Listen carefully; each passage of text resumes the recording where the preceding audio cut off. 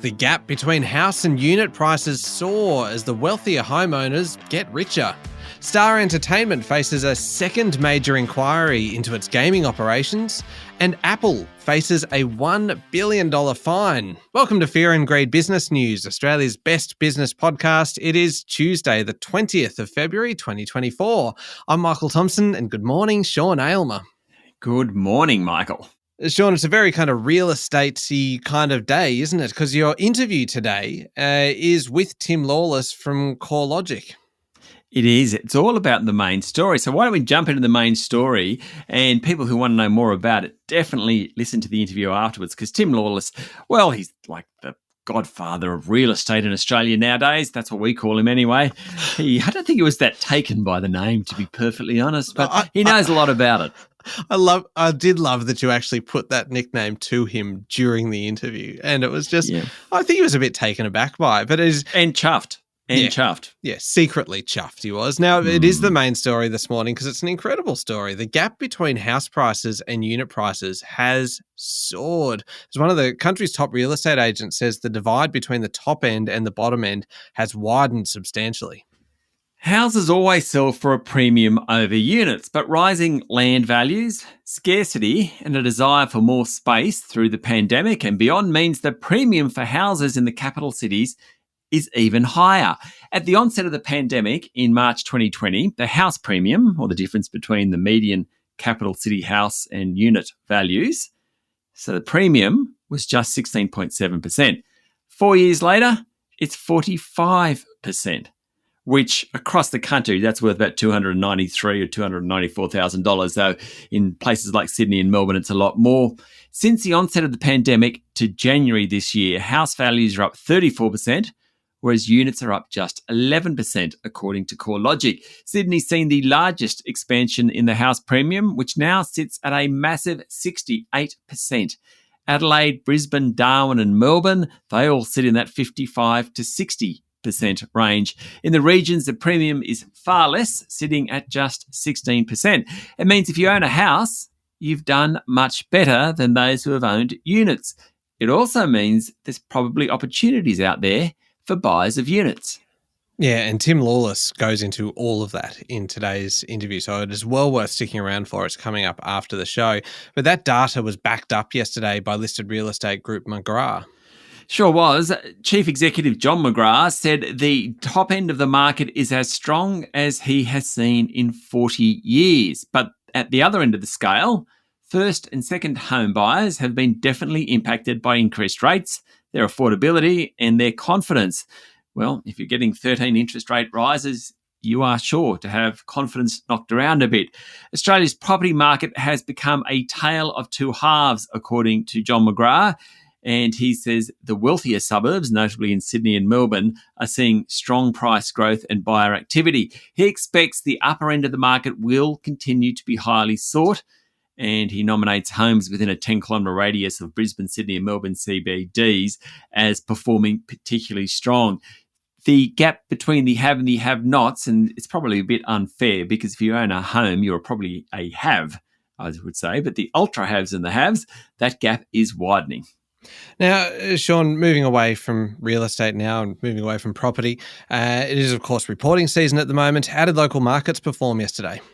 Well, the S&P ASX 200 closed up slightly to 7,665 points. It was all about profits, and many of the big moves came from companies reporting. The real estate investment trusts were easily the worst performers. More of that shortly. The tech stocks and the healthcare companies didn't do so well either. Telcos and financials were the best performers. Among the large caps, Wesfarmers, Rio and Telstra all did well. Goodman, WiseTech Global and CSL underperformed. Corporate news, A2 Milk Company upped its full-year profit guidance after posting solid first-half revenue and earnings growth, noting its key China infant formula market is challenging but stabilising. Its share price hit a 10-month high, up 12%. Best of the top 200 yesterday. Kerry Stokes' Seven Group has made an offer to buy the remaining 28.4% stake in Boral it doesn't already own. Plumbing supplies group Reliance Worldwide reported a drop in profits and unveiled a new share buyback to help meet its shareholder payout plans. That led to its share price jumping 7%. And petrol retailer and refiner Ampol's share price rose nearly 1% after it boosted its dividend. notwithstanding a fall in half-year profits. And what about international markets? Well, the big news over the past 24 hours or so came from Beijing, where Premier Li Qiang called for pragmatic and forceful action to boost the world's second-largest economy. He urged officials to do more things that are conducive to boosting confidence and expectations and ensure policy making and execution are consistent and stable. Now, that should be good news for Australian exporters. Otherwise, oil's a touch lower, Michael. Gold steady and the Aussie dollar is buying about 65.4 US cents. Sean, it seems after that bit of kind of flurry of activity in the Aussie dollar, everything seems to have kind of settled back down again now.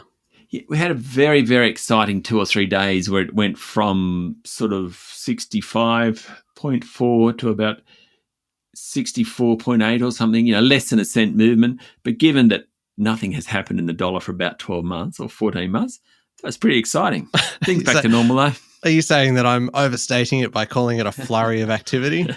No, that's unfortunately it was a flurry of activity relative to everything that's happened last year. I can't recall the numbers off the top of my head, but the Aussie dollar in terms of an asset class was one of the steadiest asset classes of kind of the major asset classes that local investors can invest in last year. I think it was like a 1 cent difference between the beginning of the year and the end of the year, and the range that it traded in was incredibly narrow. It'll get interesting some point. And it's just the fact that we need to report it every day, because if we didn't, we wouldn't be comprehensive. But really, there's just nothing happening. I might drop it tomorrow. Oh no! See what happens. You can't do that. I'm a creature of habit, Sean, and if I don't hear the Aussie dollar, how am I going to know to say? We'll be back in a moment with the rest of the day's business news.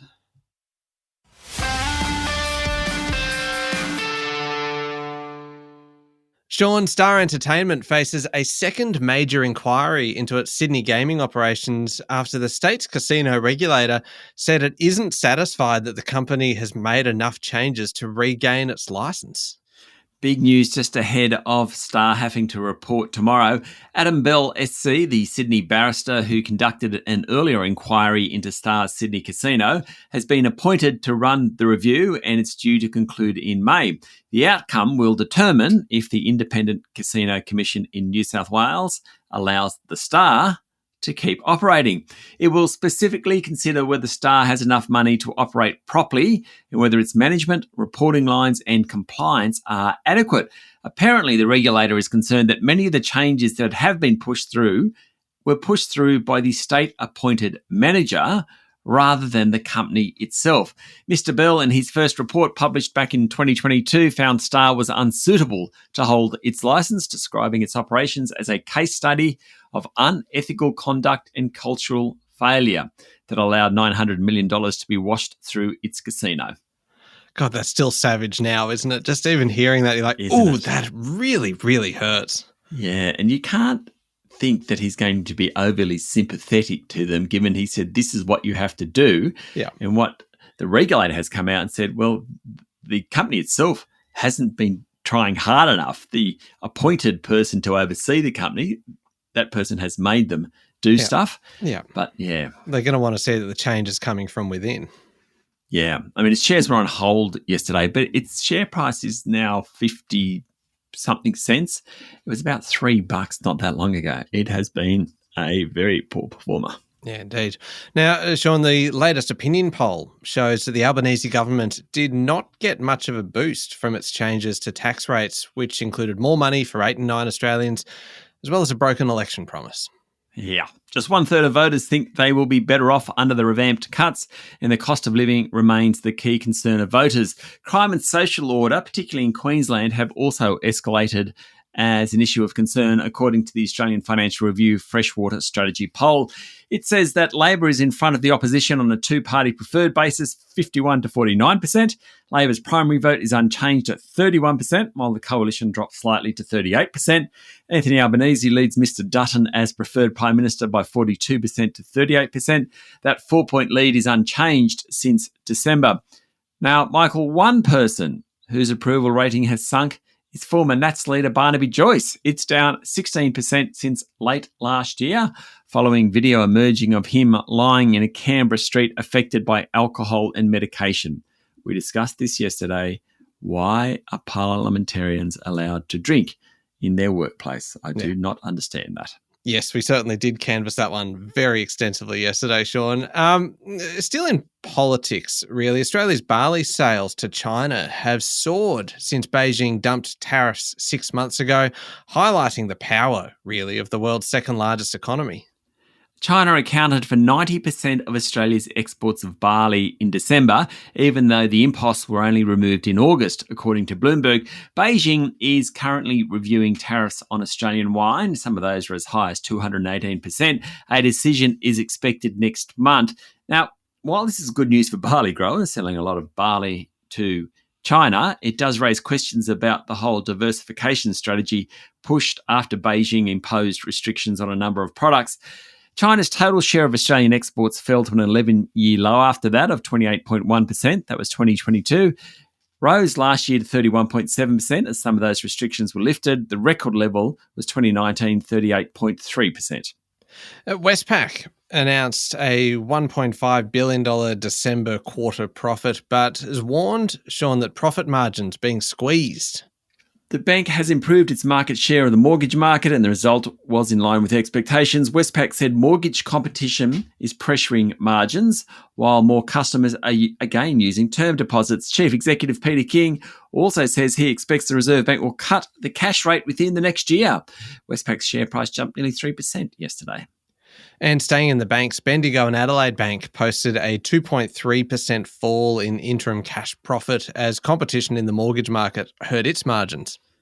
Bendigo and Adelaide is interested in Suncorp's banking assets, which ANZ is trying to buy. Now, yesterday, Bendigo and Adelaide's Managing Director, Marnie Baker, said the $4.9 billion bid from ANZ is, and I quote, not a good transaction for competition or consumers. Why this is particularly interesting? Obviously, Bendigo and Adelaide are interested, but a final court decision on the transaction is expected this morning. So it'll be very interesting to see how that one plays out. By the close yesterday, Bendigo and Adelaide Bank's share price was down 1.7%.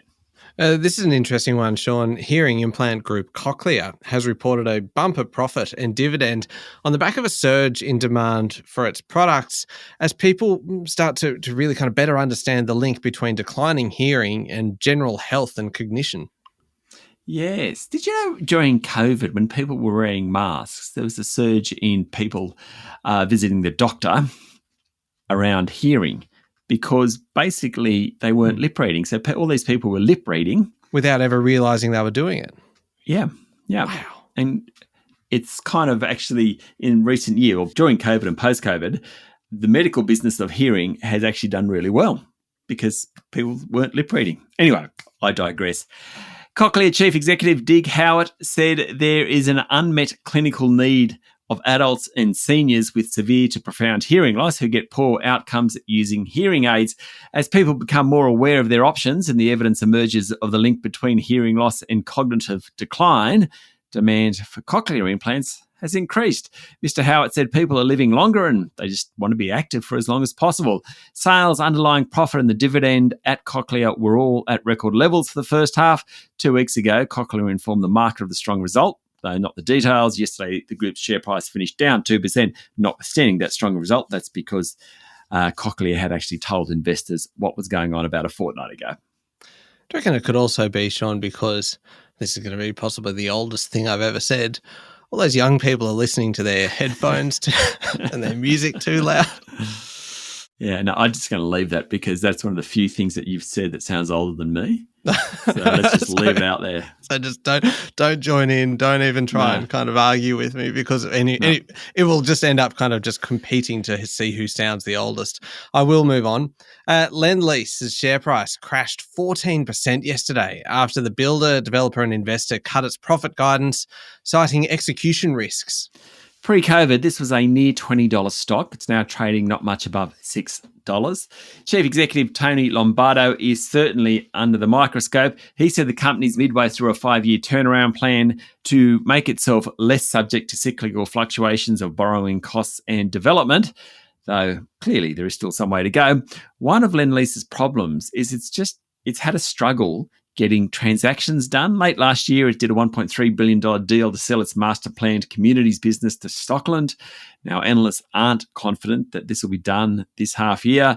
There are also delays in around $145 million worth of housing in the communities business. That's apart from the Stockland business. And it is struggling to sell a military housing portfolio. Overall, revenue was down and its pre-tax loss widened. Not a good result for Lendlease. Another big property company, GPT Group, said it lost $240 million in the December half thanks to a massive $819 million write-down on the value of its commercial property portfolio. It's pretty ugly out there in property land, Michael, even if the write-downs don't make that much difference to operating profits. GPT was upbeat on its outlook, saying the interest rate cycle had peaked. Now, property companies carry huge amounts of debt, so lower interest rates is definitely good news. GPT has been a big owner of commercial property, but like some of its brethren, it's very much pushing into logistics or industrial, we sometimes call it. It's also running a 5,000-bed student accommodation portfolio. GPT also owns shopping centres, including Melbourne Central, and that part of its business has improved. Its share price closed down nearly 5% yesterday. Australia's largest steelmaker, BlueScope, is considering spending close to $2 billion expanding its ColourBond corrugated steel roofing products to the US. Can you imagine that? The US full of those dreadfully ugly ColourBond fences and roofs. Actually, the roofs look better than the fences, I was going to say, the roofs look wonderful, and they sound so good with the rain. Yes. Oh, yes, there we yes, go. yes. That's something that sounds even older than me complaining about people's headphone volumes. Just go on, Sean. Chief Executive Mark Vassella said there is a huge market on the US East Coast and plans are being examined for a plant in the country's Midwest for painted and coated steel products. He was speaking after unveiling a 23% fall in net profit, with margins lower in Australia, the US, and particularly Asia. The outlook for the current 6 months is not promising either, and the steelmaker's share price fell 2.3% yesterday. What was really interesting, Mr. Vassella was talking about what was going on in Asia. Excess steel exported out of China has sent margins in Asian markets to their lowest in 2 decades. BlueScope's plant at Port Kembla in New South Wales makes about 3 million tonnes of steel annually. China exported 93 million tonnes of steel last year. Wow, that is 3 million versus 93 million. That is extraordinary. Yeah. Anyway, a final decision on the expansion in the US will be made in the second half of this year. Okay, turning to international news now, and Prime Minister Anthony Albanese says Australia stands ready to support Papua New Guinea authorities in quelling violence after, and this is really shocking, more than 50 people were killed in a massacre in the north of the country. Mr. Albanese said the government was ready to assist the Pacific nation after at least 53 people were reportedly killed in a major escalation of tribal fighting. Apparently, one of the tribes was on their way to attack a neighbouring tribe when they were ambushed. Police have called for calm. Local police believe it could be the largest massacre in PNG's highlands in recent history. It actually involves the same tribes that are responsible for more than 60 people dying last year. And finally, Sean, the European Union is set to impose its first ever fine on tech giant Apple for allegedly breaking EU law over access to its music streaming services. Yeah, the European Union has been a real leader in taking on the big tech companies. So what happens there tends to change their behaviour. One of the great examples is the Apple port. You know how they've changed the Apple port on their new devices to be, I'm going to say, a USB. Is that the right word, Michael? I'm not sure. Yes. So it's not bespoke for Apple. So a European Union ruling caused Apple to do that. That's why one of the reasons this is very interesting. The Financial Times is reporting that the fine, which could be the equivalent of $1 billion, is expected to be announced early next month, and it's the culmination of a European Commission antitrust probe into whether Apple has used its own platform to favour its services over those of competitors. The probe is investigating whether Apple blocked apps from informing iPhone users of cheaper alternatives to access music subscriptions outside the App Store. It was launched after music streaming app Spotify made a formal complaint to regulators back in 2019. The Commission will say Apple's actions are illegal and go against the bloc's rules and enforce competition in the single market. It will ban Apple's practice of blocking music services from letting users outside its App Store switch to cheaper alternatives. Yeah, it's USB-C, Sean. That's it. Yes, I knew I was 3/4 right. Well, you mostly had it. I mean, we understood what you meant. That's right. Well, which actually sounds a lot more harsh now that I've said that. But I mean, it's that is one of those things that is kind of tremendously exciting. I know in your house as well, where you've got a mix of devices kind of throughout, and everyone kind of wants to share chargers and things. And if you've got kind of only half the chargers are compatible with half the devices and things, it is exciting to see some consistency on its way at some point in the future. Yeah, and all these cases against big tech giants who have such market power, I think that's good for competition generally, whether that be in terms of USB-Cs or music streaming. Yeah, indeed. All right. Up next is the Fear and Greed Daily interview. We've mentioned this a few times now. Tim Lawless from CoreLogic, the godfather of property. Is that what you called him? Yeah, Tim Godfather Lawless. Yep, all about what's happening with house prices and unit prices and the differences between the two. Amazing growth in the house premiums, really, over units. Well worth a listen, Michael. Yeah, it's up next in the Fear and Greed playlist on your podcast platform or at fearandgreed.com.au.